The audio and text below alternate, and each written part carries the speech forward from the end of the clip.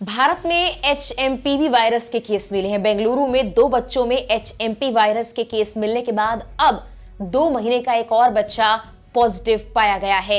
ये बच्चा गुजरात में एक अस्पताल में एडमिट था। भारत में HMPV वायरस के एक ही दिन में 3 मामले सामने आए हैं, जिसके बाद सरकार अलर्ट पर है। इस बच्चे को लेकर आखिर क्या अपडेट है, उसकी हालत कैसी है, इस बीमारी से, इस वायरस से कैसे बच सकते हैं, किन बातों का खास ख्याल रखना है, इसका टेस्ट कैसे हो सकता है, ये सब कुछ आपको हम बताते हैं इस वीडियो में। नमस्कार, मेरा नाम है मेघना सचदेवा और आप मुझे देख रहे हैं लोकमत हिंदी पर। सबसे पहले आपको हम ये बता दें कि बच्चे की तबीयत खराब होने के बाद उसे 15 दिन पहले अस्पताल में एडमिट करवाया गया था। कुछ दिनों के लिए उसे वेंटिलेटर पर भी रखा गया। अब जाकर जांच में HMPV वायरस से संक्रमण मिलने की बात कही जा रही है। ये वही वायरस जिसने हाल में चाइना में एक बार फिर से हाहाकार मचा दिया है। इससे पहले जैसी तस्वीरें अब चाइना से आ रही हैं, सिर्फ कोविड के दौरान ही आई थी। बताया जा रहा है कि अहमदाबाद के चांदखेड़ा इलाके के एक प्राइवेट अस्पताल में 2 महीने के बच्चे को इलाज के लिए एडमिट करवाया गया, जहां वायरस की पुष्टि हो गई है। भारत में HMPV वायरस के अभी तक 3 मामले सामने आए हैं। इनमें से 2 बेंगलुरु में सामने आए हैं और अब एक मामला गुजरात से सामने आया। बच्चे में सर्दी और बुखार के लक्षण हैं। प्राइवेट अस्पताल की लैब के मुताबिक बच्चे की HMPV रिपोर्ट पॉजिटिव आई है। बच्चा मोडासा के पास एक गांव का रहने वाला है।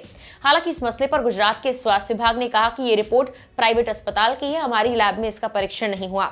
वहीं बच्चे का स्वास्थ्य अब स्थिर है। गुजरात के स्वास्थ्य विभाग ने HMPV वायरस को लेकर गाइडलाइंस भी जारी कर दी हैं। बताया जा रहा है कि राजस्थान के डूंगरपुर का रहने वाला परिवार अपने 2 महीने के बच्चे को लेकर अहमदाबाद के एक प्राइवेट अस्पताल आया था। इलाज के दौरान प्राइवेट लैब में उसकी जांच की गई, इसकी रिपोर्ट पॉजिटिव आई है। अब आपको इस बीमारी के बारे में विस्तार से बताते हैं। इसका टेस्ट कैसे होता है, बचाव के लिए किन बातों का खास ख्याल रखना चाहिए, बीमारी है क्या। HMPV ह्यूमन मेटान्यूमोवायरस इसका पूरा नाम है। यह वायरस मुख्य रूप से पीड़ित व्यक्ति के श्वसन तंत्र प्रभावित करता है। इससे हल्के से लेकर गंभीर संक्रमण हो सकते हैं। बीमारी का संक्रमण वायरस और इससे प्रभावित दूषित स्थानों के संपर्क में आने से होता है, यानी कि जहां जिस व्यक्ति के अंदर ये वायरस है, वो जिन जिन चीजों को छुएगा वहां से आपको ये फैल सकता है। इसके लक्षण कई मामलों में कोविड-19 के जैसे ही होते हैं। HMPV भी जिनकी इम्यूनिटी कम होती है, बच्चों और खासकर बुजुर्गों को ज्यादा प्रभावित करता है। HMPV वायरस खांसी या आपके गले में खराश, नाक बहना, इन सामान्य सर्दी के लक्षणों के जैसा ही होता है। इसे टेस्ट करने के अलग अलग तरीके हो सकते हैं, जिनके बारे में आगे आपको हम बताते हैं। पहला है न्यूक्लिक एसिड एम्प्लीफिकेशन टेस्ट यानी NAAT, जिसमें reverse transcription polymerase chain reaction RT-PCR, जिसका आपने कोविड के दौरान भी नाम सुना होगा, ऐसी तकनीकें शामिल हैं। ये काफी विश्वसनीय और संवेदनशील टेस्ट है। दूसरे टेस्ट का तरीका है एंजाइम लिंक्ड इम्यूनोसॉर्बेंट एसेज यानी ELISA के माध्यम से श्वसन में वायरल एंटीजन का पता लगाना शामिल है। यह परीक्षण लक्ष्य अणु की पहचान करने के लिए एंटीबॉडी और एंजाइम के संयोजन का इस्तेमाल करता है। अगर वायरस मौजूद होता है तो इसका रंग बदल जाता है। आपके खून, लार से यह टेस्ट किया जाता है, जैसा कि कोविड के दौरान किया जाता रहा है।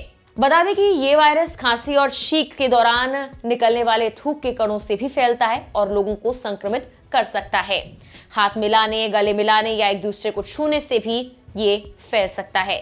अगर खांसी और छींक के कारण किसी सतह पर थूक के कण गिरे हैं और उस सतह पर हाथ लगाने के बाद आप उस हाथ से अपने चेहरे, नाक, आंख या मुंह को छूते हैं तो भी ये वायरस आपको अपनी चपेट में ले सकता है। BBC की रिपोर्ट के मुताबिक कुछ बातों का खास ख्याल आपको रखना है। भारतीय स्वास्थ्य सेवाओं के महानिदेशक डॉक्टर अतुल गोयल के अनुसार इस वायरस से संक्रमित व्यक्ति अगर किसी को सर्दी या जुकाम है तो उससे दूरी बनाए रखें। खांसते छींकते वक्त मुंह पर रुमाल या कपड़ा जरूर रखें। खांसने और छींकने के लिए अलग रुमाल या तौलिए का इस्तेमाल करें, जिसे कुछ घंटों के बाद साबुन से धोएं। अगर आपको सर्दी जुकाम है तो मास्क जरूर पहनें, घर पर रहें और आराम करें, यानी कि एक तरह से आप आइसोलेशन में रहें। अमेरिकी सरकार की CDC के अनुसार साबुन और पानी से कम 20 सेकंड के लिए हाथ जरूर धोएं। अपने बर्तन, कप, थाली या चम्मच एक दूसरे के साथ साझा ना करें। इस वायरस के लिए अब तक कोई खास एंटीवायरल दवा नहीं बनाई गई है और ना ही कोई वैक्सीन है। डॉक्टर्स का ये कहना है कि इसके लिए आमतौर पर सर्दी बुखार की दवाएं दी जाती हैं, लेकिन जिन्हें पहले से ही सांस की बीमारी है या ये वायरस परेशानी का कारण बन सकता है, ऐसे में डॉक्टर की सलाह लें, उसके बाद ही आप कोई दवाई लें। फिलहाल के लिए इस वीडियो में इतना ही।